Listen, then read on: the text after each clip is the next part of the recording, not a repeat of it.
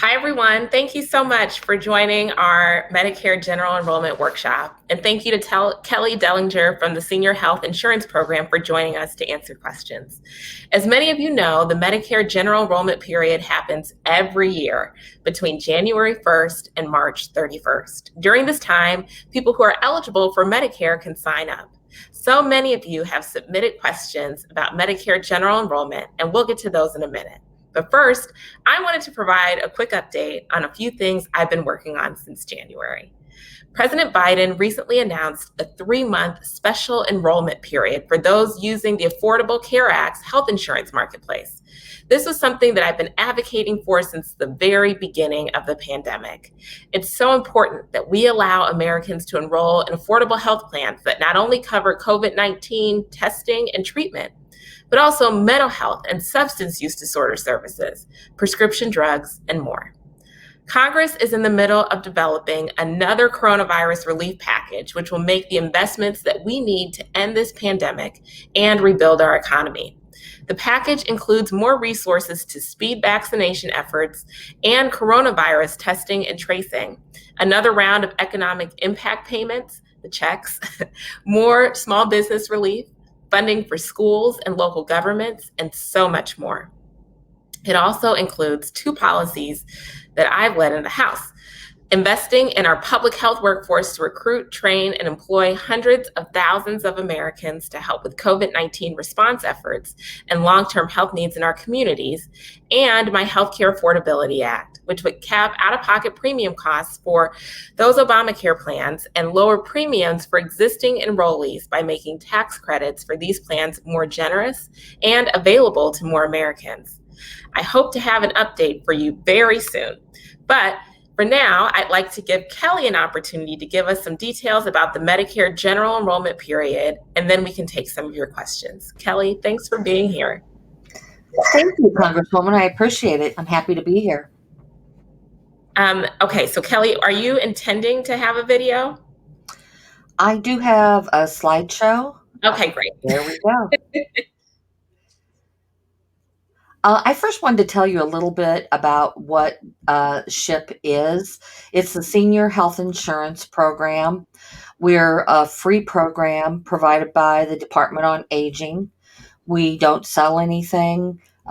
We don't promote any particular program. We're basically here to educate people on Medicare, answer their questions, and let them make a good, educated decision on what they need to do.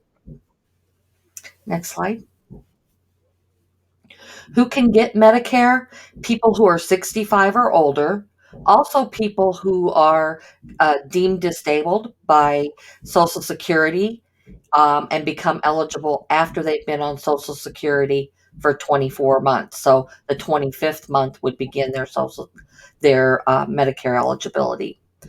Also, people who have end-stage renal disease and ALS or Lou Gehrig's disease can become eligible faster than the 24 months.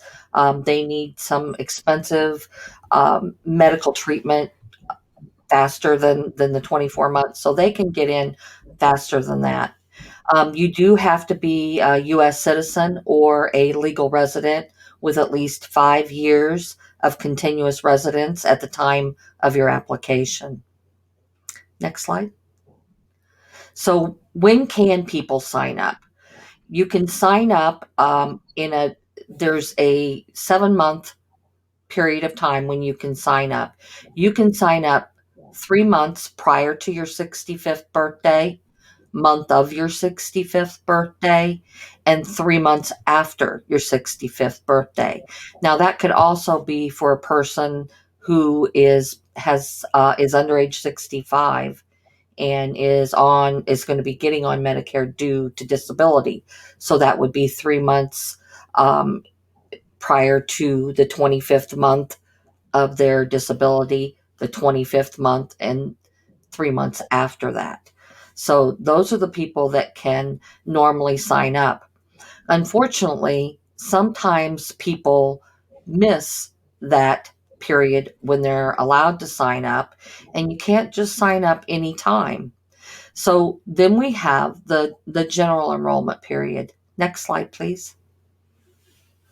The general enrollment period starts January 1 and it ends March 31st. So we are in the general enrollment period right now. There's a little bit of a catch for this, though. If you sign up during the general enrollment period between January 1 and March 31st, your coverage will not become effective until July 1. So it's really important not to miss your original enrollment period. You could end up waiting quite a long time to get on to Medicare, and that's expensive. Medicare doesn't cover everything, but it covers a lot. And if you had to make up all those costs yourself, that could be quite expensive. So, not only that, but if you don't sign up for Medicare when you first become eligible and you wait until the general enrollment period, you will have a penalty for late enrollment. Usually apply, and also that delay in coverage is going to take place. Now, there's always special enrollment periods. Those are for specific circumstances. Let's say if you moved from one area to another, or if you move into a long-term care facility, or if you move out of a long-term care facility, if you begin getting Medicaid, or if you lose your Medicaid. Those could all cause a special enrollment period. So you could sign up other than your normal initial enrollment or your general enrollment if you have those special circumstances. Next slide. Okay, I also was asked to tell you a little bit about the ABCs of Medicare. Medicare Part A is your hospitalization insurance. Medicare Part B is your doctor's insurance. Not only your doctor's insurance, but it also covers emergency room, outpatient services, and the ABCs. There is a Part C of Medicare. Some people didn't know that. Medicare Part C is Medicare Advantage plans. That can be a Medicare HMO or a Medicare PPO. Some people are familiar with these because they might have had an employer plan that was either an HMO or a PPO. They are a little more restrictive. You do have a network of doctors and hospitals that you have to stay in with an HMO. A PPO is a little bit more flexible. They allow you to go out of network, but your copays will be slightly higher. And what about the prescription drug plan? That's Part D of Medicare. Medicare Part D covers prescription drug plans. Those are companies that contract with Medicare to sell a prescription drug plan. Every plan can be a little bit different. They all include the same general standardized plan, but they can offer a little bit more. So it's always best to check on your prescription drugs and your area so that you can find out what the best plan is going to be for you. Now, Medicare itself doesn't cover everything. It has some gaps in it. So there are things that aren't covered, maybe a deductible or certain copays. Medicare Part B, as a general rule, covers 80% of the approved amount, and the other 20% the beneficiary is responsible for. So you can get a Medicare supplement plan that would pick up that 20%. That's one option for you. The other option would be you could get Medicare and a Medicare Advantage plan. That's the HMO or PPO. If you get a Medicare Advantage plan, those plans do wrap your drug plan into it. If you get a Medicare supplement, then your drug plan would be separate. And that's the ABCs of Medicare. There's a lot more, but I'm sure there may be questions that you'd like answered. Yes, so we had some questions that were submitted in advance. The first is from Michael from Shorewood. And he's asking if you can go over the process of picking a plan, including Advantage plans. And he had some follow-up questions like, what are some disadvantages of the Medicare Advantage plans? And are Medicare plans only good within a certain distance of your home? Great question. Um, there are differences. You can get, like I said, the Medicare supplement that picks up your 20%, but does not cover a drug plan. So you'd have a separate drug plan. With a Medicare Advantage plan, they are good in certain areas, normally per county or per zip code. So, in other words, in order to find the plans that's available for you in your area, we would do a Medicare plan finder. And a Medicare plan finder, we input your zip code in. We also put your prescription drugs and the dosages that you take.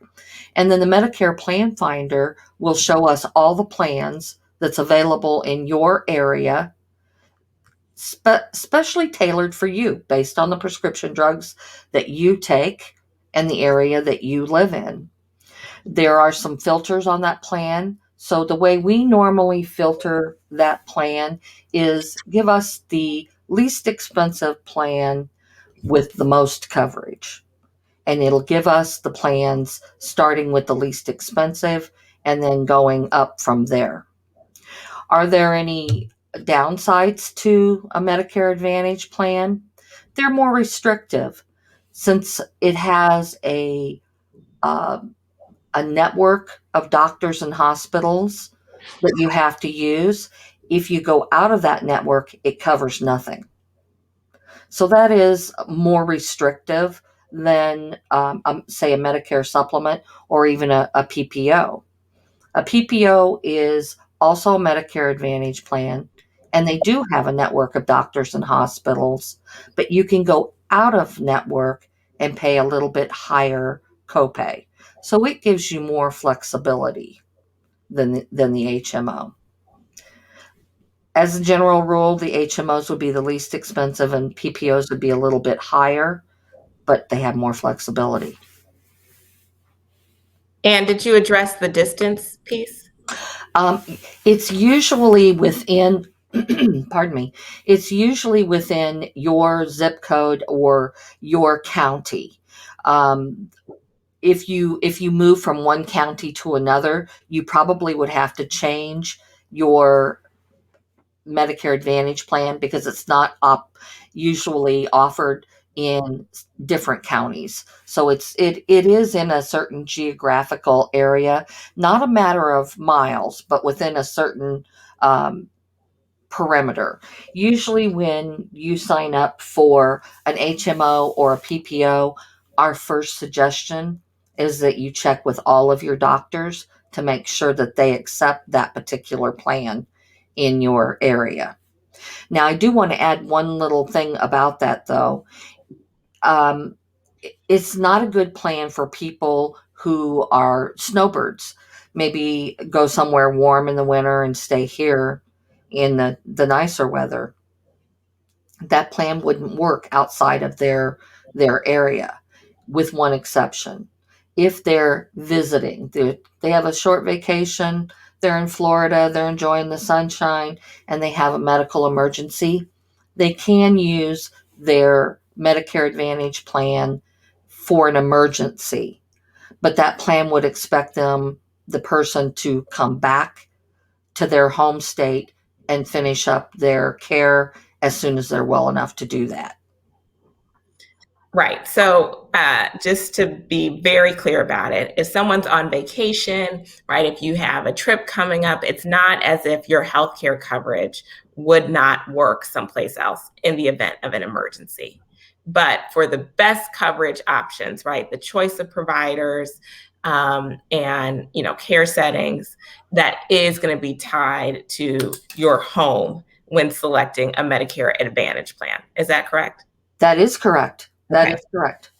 And so hopefully, Michael from Shorewood, that completely answers your questions. But if not, you can feel free to follow up with either of us. Now, Anne from Crystal Lake says, I've heard 2 instructions for signing up for Medicare.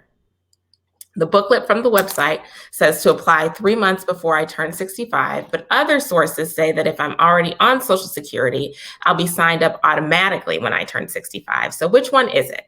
And if it's automatic, how do I sign up for Part D? Actually, both answers are correct. If you are receiving Social Security, they will automatically sign you up for Medicare. But some people continue to work after they turn 65 and they don't take their Social Security because they're still employed. So those people really aren't on Social Security's radar. So they're not signed up automatically because they're not receiving their Social Security. So those people who are still working and are not signed up automatically, when they retire, then they would need to contact Social Security and sign up at that time. Okay. And what about the Part D signing up? It's the same thing. You can get your initial enrollment when you first turn 65, or if you're continuing to work after age 65 and the coverage that you have through your employer is considered to be creditable coverage, that's as good as or better than Medicare, then they can defer their Part B and their drug plan until they retire, and then at that time they can sign up for their Part B and their Part D. Okay. We have a constituent from Batavia who's asking about Medicare being the secondary insurance provider. So on March 1st, I'll need to enroll in Medicare since I'll be 65 in June. I'm still working full time and will maintain my current health insurance through my employer as my primary insurance. Is there any difficulties with signing up for Medicare when it will essentially be my secondary insurance until I retire from work?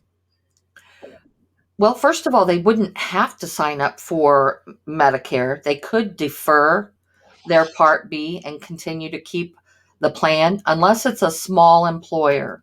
If it's a small employer, they would need to sign up for Part B and it would be secondary.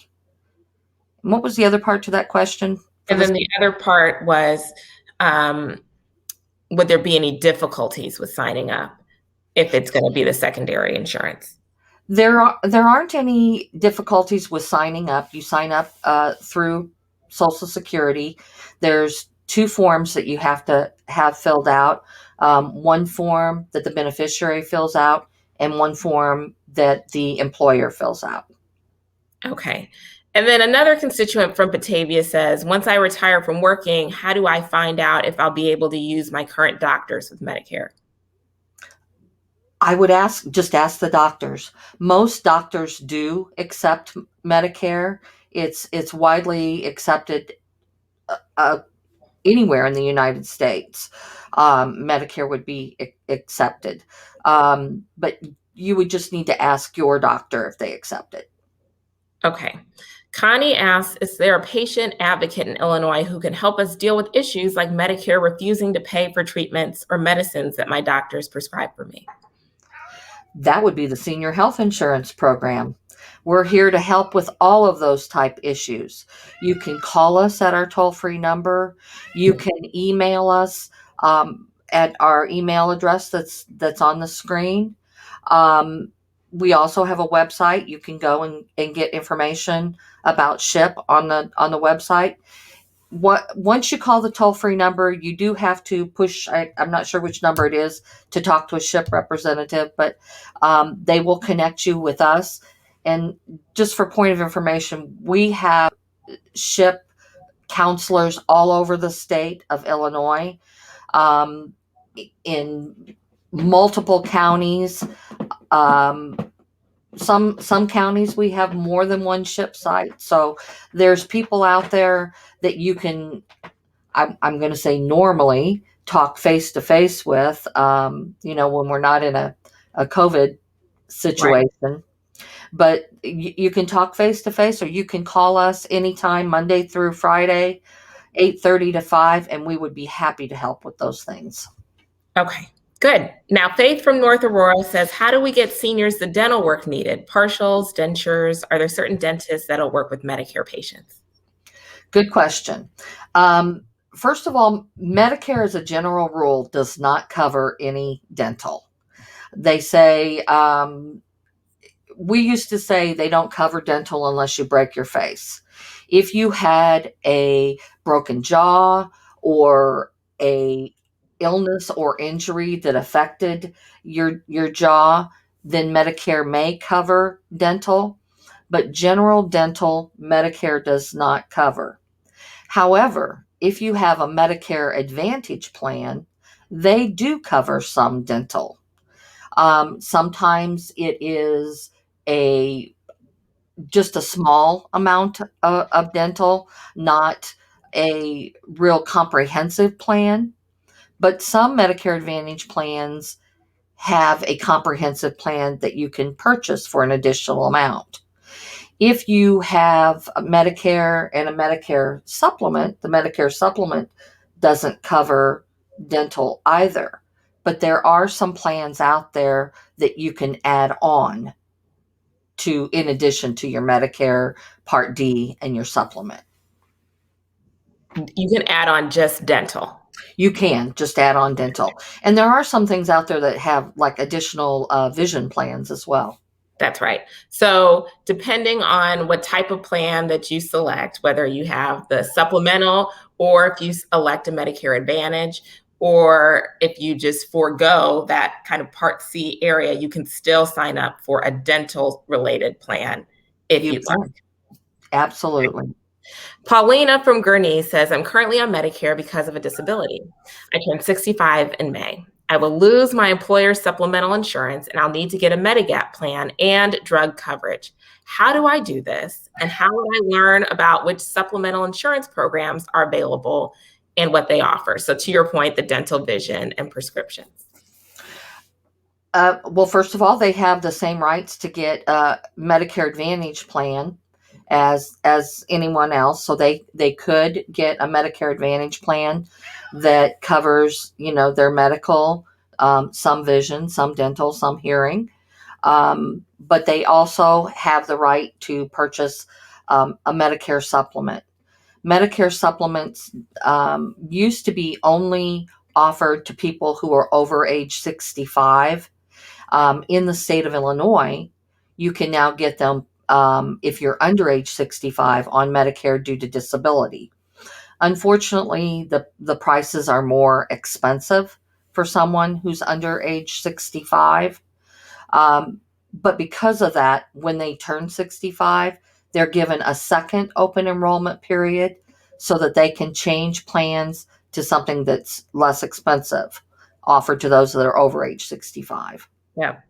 So basically, there are some special circumstances for folks who were already qualifying based on an existing disability. And so depending on what Paulina had, she may have an option even now to get this supplemental coverage. And then once she turns 65, she have additional opportunity. Is that right? That's correct.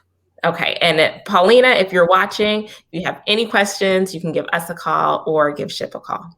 Okay. And then finally, Sarah from McHenry asked, can you discuss the limitations of Medicare Advantage programs when people live in long-term care? I find that these, what she calls replacement plans, don't cover the amount of therapeutic services for people with dementia and Alzheimer's, like physical therapy and occupational therapy, whereas traditional Medicare policies do cover these services. Can people switch their plans when they move into a new assisted living? They absolutely can. You get a special enrollment period if you move into a long-term care facility or move out of a long-term care facility.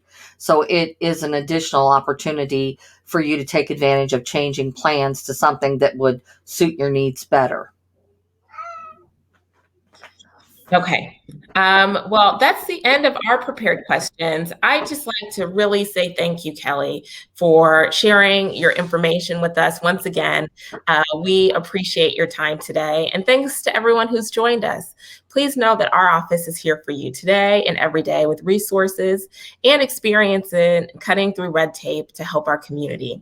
In fact, our team, Team Underwood, has already returned over $12 million to individuals experiencing problems with federal programs like securing their veterans benefits or Social Security payments.